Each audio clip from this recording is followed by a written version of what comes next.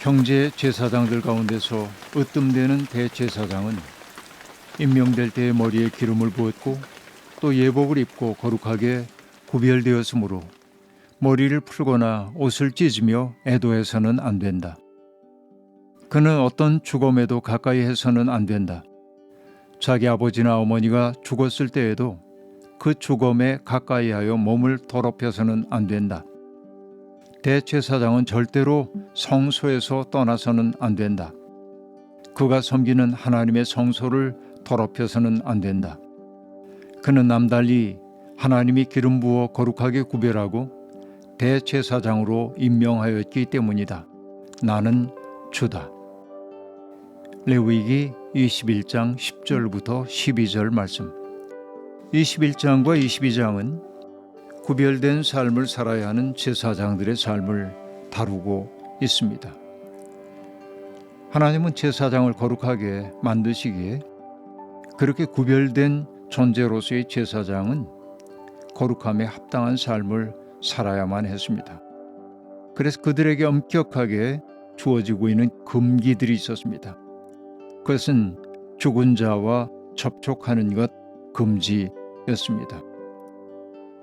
백성들은 부득이 죽은 자의 죽음과 접촉하고 나면 부정하게 되지만 일정한 절차를 거치면 회복이 되었습니다. 하지만 제사장에게는 훨씬 더 엄격한 기준이 적용되었습니다. 그 원인은 그들이 가장 거룩한 장소인 성소를 더럽히지 않도록 하기 위한 것이었습니다. 일반 제사장의 경우에는 가까운 가족이 죽은 경우에 장례 참여가 허용되었습니다. 아주 가까운 가족만을 얘기하는 겁니다. 부모, 자녀, 형제, 자매의 경우에 그렇다는 말입니다.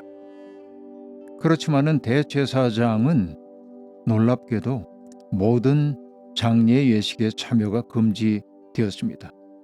심지어는 부모가 세상을 떠나도 거기에 참여할 수 없었습니다. 왜냐하면 대제사장은 이스라엘 민족 전체를 대표하여 지성소에 들어가는 존재이기에 그는 사적인 슬픔조차 표현할 수가 없었습니다. 상례가 집행되는 기간 중 7일간 성소를 떠날 수조차 없었습니다. 어찌 보면 가장 비인간적인 삶이 그에게 요구되었다고도 말할 수 있겠습니다. 그러나 그의 직무의 무거움을 성서는 그렇게 규정하고 있는 것입니다. 그리고 제사장들이 결혼한 대상도 분명히 정해져 있었습니다. 부정한 창녀나 이혼당한 여인과의 결혼은 금지되었고요. 대제사장의 경우에는 처녀와 결혼을 하도록 그렇게 되어 있었습니다. 그 까닭은 성경은 레위기는 제사장은 하나님께 거룩하게 구별된 사람이기 때문이다 라고 말하고 있습니다. 회중들은 제사장을 뭔가 구별된 존재로 생각해야 했기에 이렇게 뭔가 문제가 있다고 사회적으로 여겨지고 있는 이들과 결혼하는 것이 금지되었다고 봐야 할 것입니다. 제사장은 하나님께 음식 제물을 바치는 사람이기 때문에 회중들에게 어떤 의혹도 의심도 사지 않도록 주의해야만 했습니다. 제사장들은 또한 육체적으로도 완전해야 했습니다. 육체에 흠이 있다 하여 부정하다고 일률적으로 말할 수는 없습니다. 육체에 흠이 있는 사람들은 제사장 되기 어려웠죠.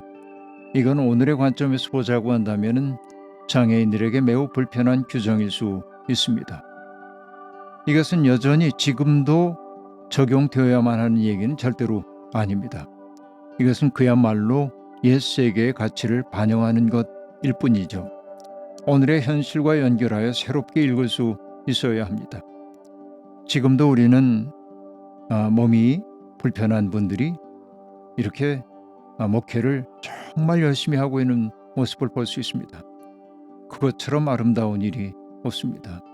최선을 다하여서 말씀을 전하고 또 최선을 다하여서 사람들을 섬기는 그 모습들은 감동을 주기도 합니다.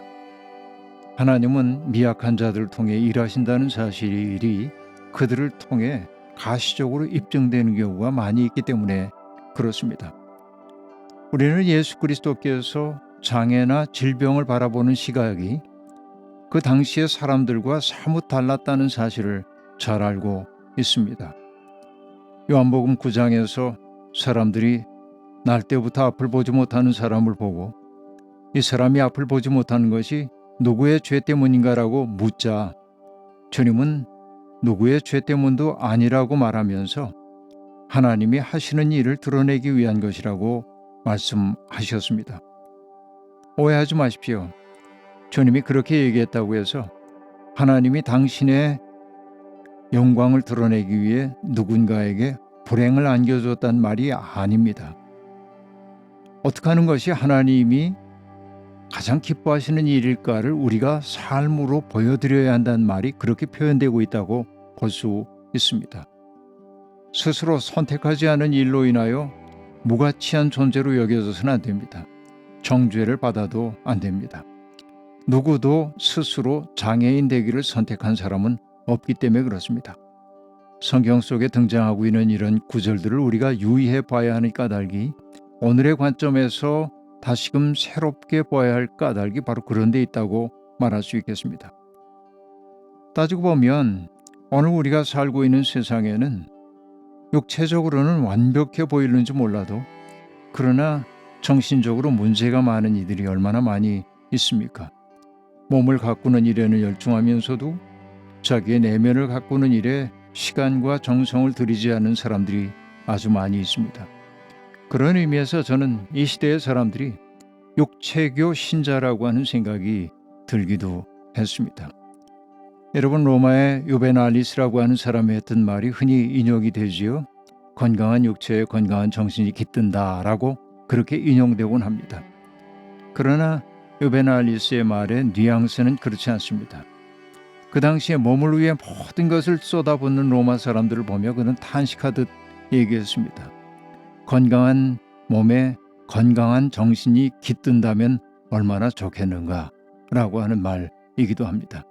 이게 우리 시대에도 그대로 적용되는 말이라고 볼 수 있겠습니다. 육체는 아름답고 육체는 아주 볼만하게 가꾸어져 있지만 그러나 그들의 마음씀이 영혼이 정말 부족한 이들이 많습니다. 무정함, 난폭함, 쾌락, 이기주의 온통 그런 데 사로잡혀 있는 사람들이 많이 있습니다.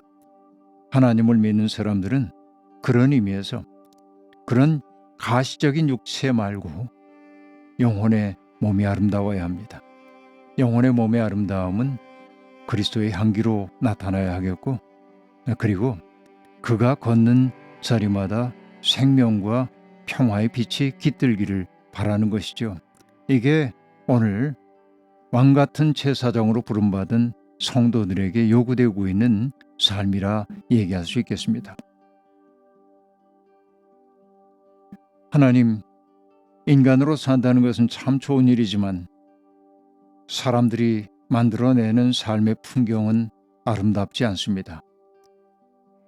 하나님의 형상대로 지음을 받았으면서도 우리는 하나님의 현존을 사람들에게 삶으로 드러내지 못합니다.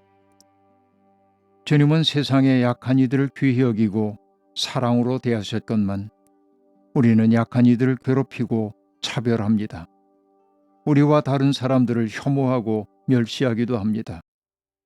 이 어리석은 삶에서 벗어나게 해주십시오. 먼지만 푸석푸석 날리는 우리 영혼에 주님 사랑의 단비를 내려 주십시오. 아멘.